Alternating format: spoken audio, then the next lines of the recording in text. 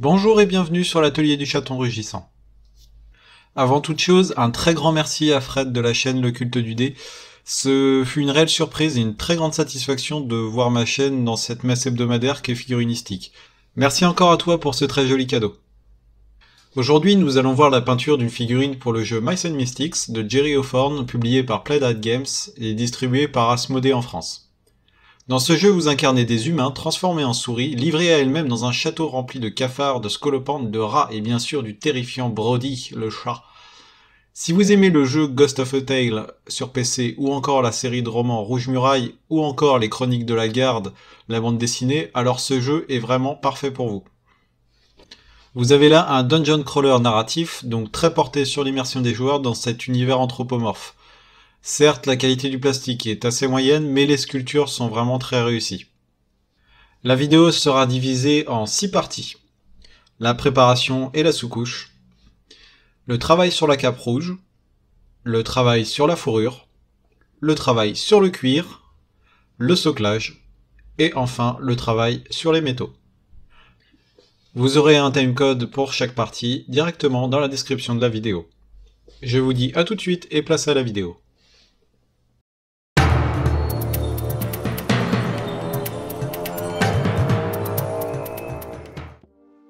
Pour commencer, j'ai effectué 2 passages de Chaos Black en bombe pour sous-coucher ma figurine. Essayez toujours de passer plusieurs fines couches sur celle-ci et non pas en une seule fois, ce qui pourrait ruiner la sculpture de cette dernière. J'ai effectué ensuite un pré-ombrage zénital au blanc pur avec un aérographe.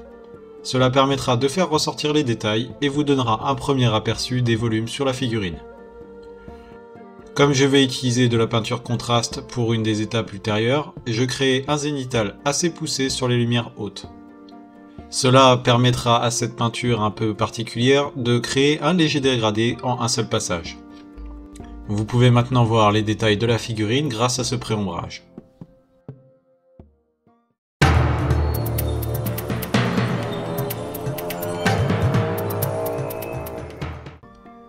J'utilise maintenant du Flèche Tireur Red de chez Games Workshop. Il s'agit d'une peinture contraste et sans doute une de leurs plus belles teintes à mon sens. Je tartine généreusement une couche de cette peinture sur toute la surface de la cape.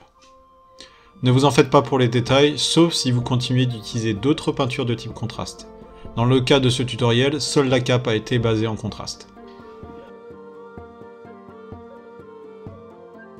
Pour ma première lumière, je vais travailler sur les volumes hauts de la cape. Ici, là, sur le centre, et sur le pli remontant sur l'épaule et sur le col. J'utilise du Antares Red de chez Scale75. Le rouge étant une couleur peu couvrante par nature, il vous sera facile de faire un dégradé en tirant les pigments vers la lumière. Posez votre pinceau sur la zone à éclaircir et tirez les pigments vers la lumière.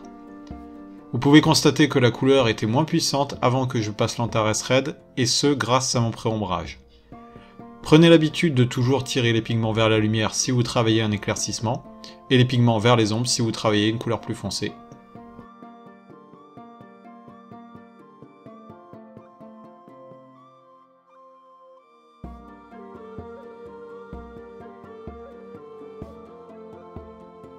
J'ai effectué ensuite un léger surlignage sur les arêtes de la cape, ce qui consiste concrètement à utiliser la tranche de son pinceau pour marquer un volume. C'est une technique de base très prisée chez les peintres de chez Games Workshop.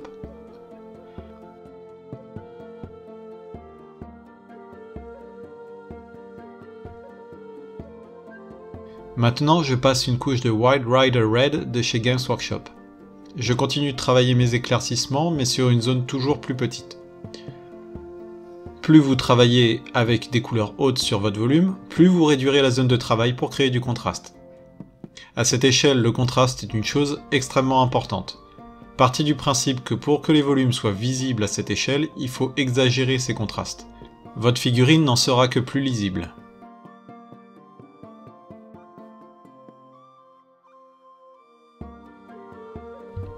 Pour terminer mes éclaircissements, je vais placer une dernière lumière grâce à du Cadian Flesh Tone de chez Games Workshop. Pour travailler les rouges, vous pouvez soit faire un rouge partant sur du orange, soit un rouge partant sur une couleur chair. J'ai préféré la seconde solution dans cette vidéo. À l'occasion, je ferai une vidéo sur un rouge flamboyant partant d'un rouge chambre voire du noir, en allant jusqu'à un blanc pur et en passant par du orange et du jaune. J'effectue des traits de Cadian Flesh Tone tout en suivant les volumes de la cape pour créer plus de contraste.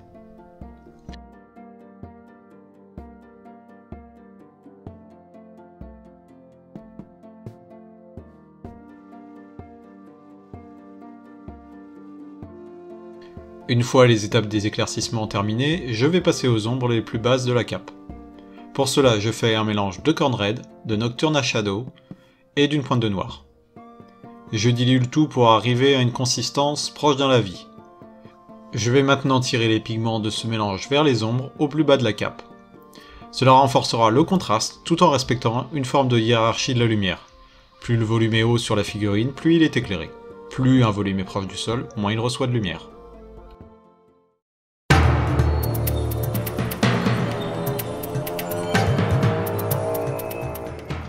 Pour la fourrure, je vais faire une couche de base de Heavy Brown de chez Vallejo Gamecolor. Il s'agit d'un brun ayant une teinte de sable. Passez votre couche sur la majeure partie de la figurine.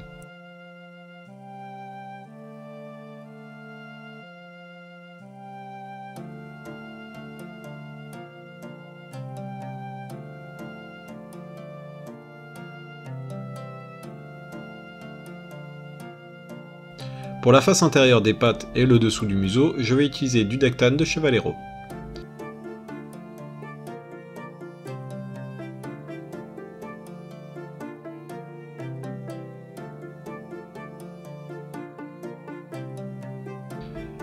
Je vais ensuite utiliser un mélange de Nocturna Shadow et de Dactane pour ombrer les parties blanches de la souris. À la liaison entre les Heavy Brown et le Dactane, je fais un dégradé dans le frais pour lier les deux couleurs ensemble. N'hésitez pas à aller voir ma vidéo si vous voulez en savoir plus sur ce sujet. Ne soyez pas trop regardant sur le pinceau que j'utilise, pour les couches de base, je me sers d'un vieux pinceau abîmé pour sauvegarder mes pinceaux plus coûteux.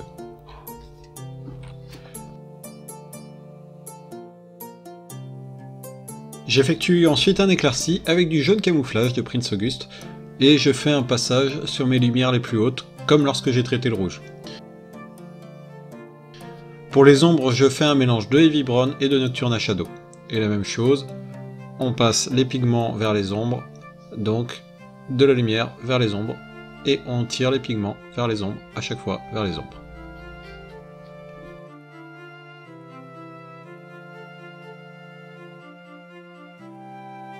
Une fois ces étapes terminées, je fais un lavis général d'Agrax Shade sur l'ensemble de la fourrure. Comme d'habitude, n'hésitez surtout pas à éponger le surplus de lavis pour éviter de créer des auréoles. Une fois le lavis sec, je vais peindre l'intérieur des oreilles et le museau en Tusk Gore Fur de chez Games Workshop.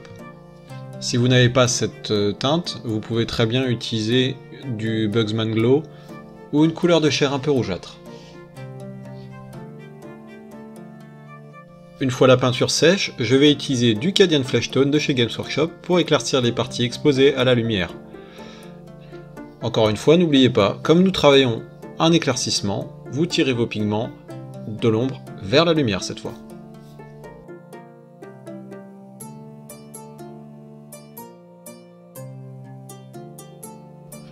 Pour finir les éclaircissements, je vais faire un mélange de Off-White avec du Cadian Flesh Tone pour mettre un dernier point de lumière sur le haut du museau. Ne vous attardez pas sur l'intérieur des oreilles. Ce petit point de lumière supplémentaire sur le museau nous permettra d'attirer l'attention directement vers le visage de la souris. Et enfin, pour ombrer, je vais faire un mélange de Nocturna Shadow et de Tusk Gore Fur. Maintenant que les oreilles et le museau sont faits, je vais revenir au texturage de la fourrure. Si vous souhaitez une souris en mode tabletop, vous pouvez passer directement à l'étape sur le cuir. Vous trouverez le timecode dans la description de la vidéo. Pour faire un parallèle avec ma première vidéo, je vais effectuer des traits pour simuler le pelage de la souris. Pour cela, je vais utiliser du Dark Sand de chez Vallejo.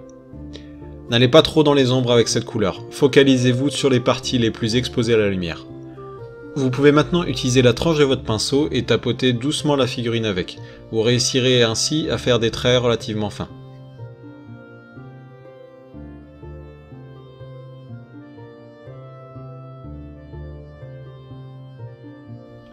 Pour revenir texturer dans les ombres, je vais reprendre du Heavy Brown et je trace de nouveau des petits traits.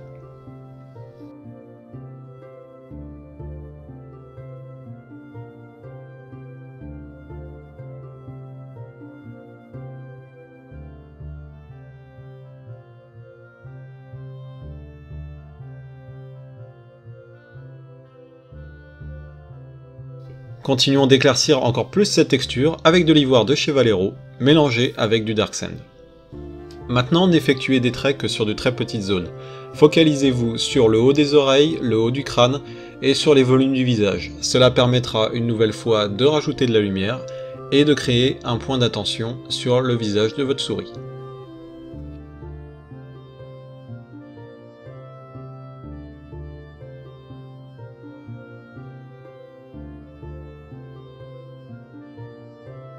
J'ai effectué la même technique sur la fourrure blanche avec un mélange de deck tan et de off-white. N'allez pas trop dans les éclaircissements sur cette étape, nous ne voulons pas focaliser l'attention directement sur la face antérieure des pattes.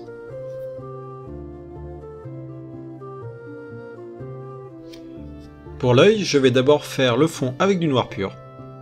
Une fois le fond de l'œil terminé, je pensais que j'allais juste remettre une pointe de blanc dans chaque partie opposée pour simuler la lumière.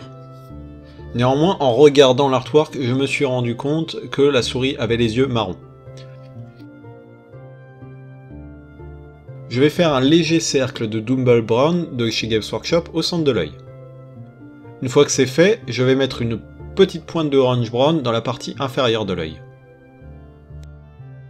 Maintenant, faites un point noir au centre de la partie marron pour faire la pupille.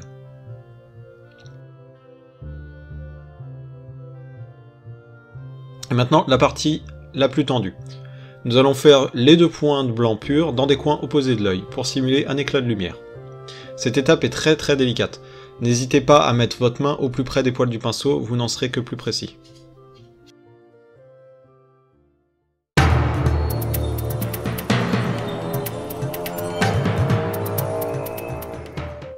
Nous voici arrivés maintenant sur le cuir. Je vais baser tous les éléments en Leather Brown de chez Vallejo. Ensuite, je vais tapoter du Orange Brown pour simuler un effet d'usure sur le cuir.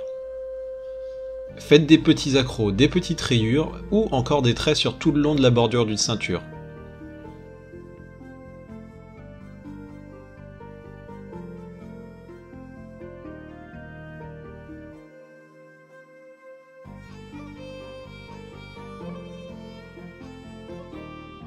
Une fois que c'est fait, prenez du Dark Sand ou une couleur plus fade comme du Baneblade Brown de chez Games Workshop par exemple. Continuez de tracer des effets d'usure, des marques, des traits sur tout le long du cuir. Essayez de vous focaliser sur les parties les plus hautes de la figurine.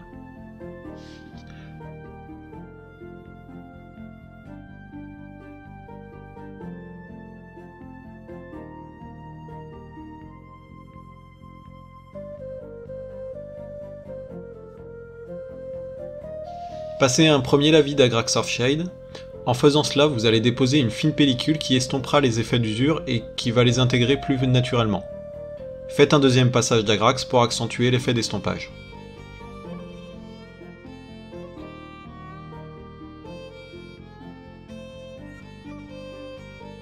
Nous allons maintenant préparer le socle et le métal, en effectuant un passage de noir sur toutes les zones. Les peintures métalliques sont à traiter sur une base en noir, cela vous facilitera énormément la vie.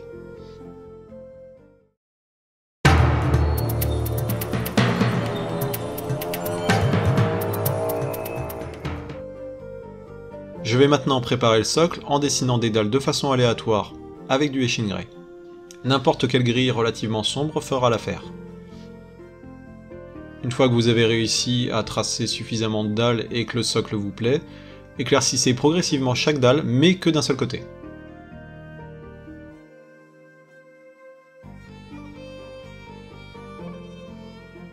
Avec une couleur plus claire, essayez de détourer cette dalle pour simuler la présence d'arêtes sur les rochers.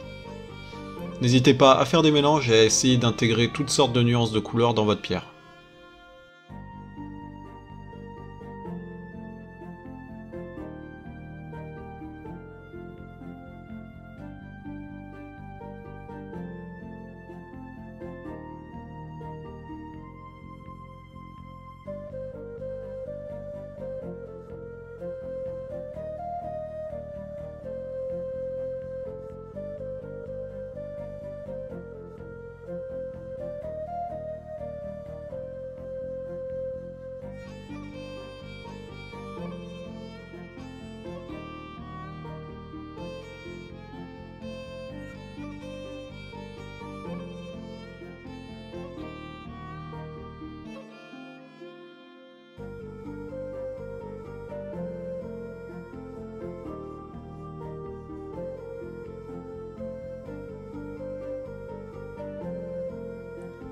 Maintenant, nous allons créer de nouveau des petits accros sur les dalles en tapotant aléatoirement et en créant des rayures et des marques.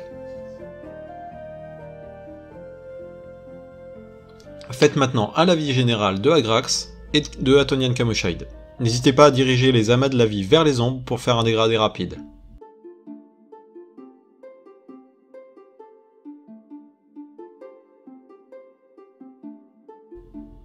Une fois que le lavis est sec, nous allons protéger la figurine grâce à un vernis.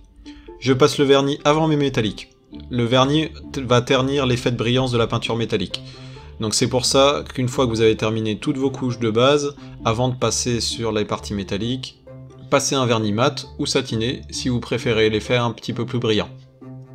N'hésitez pas à en passer 2 couches fines à l'aide d'une bombe ou d'un aérographe. Personnellement, pour une bombe, j'utilise du Prince August FX Matte, et en aérographe, j'utilise du AK Interactive Super Matte.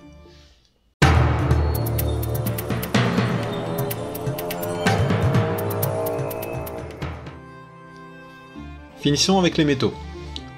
Je vais commencer par les parties en fer avec la lame de l'épée. Basez l'ensemble avec du Burnt Iron de chez Valero. Merci à Girio de la Vida de m'avoir fait découvrir les meilleures peintures métalliques du monde. Ça passe à l'aéro, ça passe au passo, c'est couvrant et surtout c'est plein de paillettes métallisées. Une fois la peinture sèche, je vais éclaircir avec du Pale Burnt Metal de la même gamme que la peinture précédente. Je vais effectuer un mélange pour lier les deux couleurs sur ma palette. Et je passe mes pigments de l'ombre vers la lumière. J'éclaircis une dernière fois avec du Pale Burnt Metal pur, et j'essaye d'en passer sur les arêtes de la lame pour bien définir les volumes. J'ombre ensuite avec du noir dans les ombres. Vous pouvez ensuite, si vous le souhaitez, ajouter des glacides différentes couleurs pour donner plus de vie au métal, ou simuler des reflets de texture. J'aurais pu le faire sur la partie de la lame près de la cape, mais je viens juste de m'en rendre compte au moment où j'écris la vidéo, donc ce sera pour une autre fois. Nous allons maintenant terminer par les parties dorées.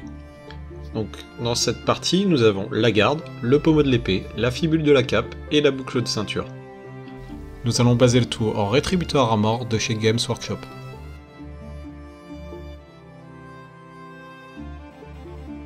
Une fois que c'est fait, je vais passer à lavis de Reichland Flesh Shade sur les parties dorées. Essayez de diriger votre lavis dans les ombres.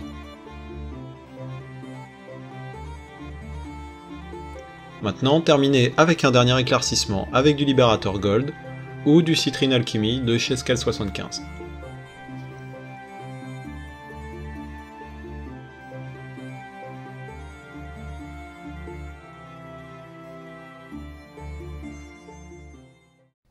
Voilà, cette vidéo est à présent terminée, et votre premier héros est prêt à s'aventurer dans un monde truffé de dangers, d'aventures et de fromage. Merci à tous de l'avoir suivi, profitez d'une remise de 10% toute l'année sur les produits Games Workshop grâce à la boutique Legedia à Avranches. Merci encore à Brightstar North pour son logo, la conception, le dessin. Les prochaines vidéos seront sûrement consacrées à l'actualité du moment. Super Fantasy Brawl, je reçois mon pledge demain. Concernant la diffusion de vidéos, je vais essayer de partir sur le rythme d'une vidéo par semaine, car ce qui me prend le plus de temps, ce n'est clairement pas le temps de peinture, c'est le montage et la prise de son de la vidéo. Merci en tout cas à tous de me suivre, je vous retrouve très bientôt pour de nouveaux tutoriels. N'hésitez pas à liker, à commenter et à partager. Bonne journée à tous!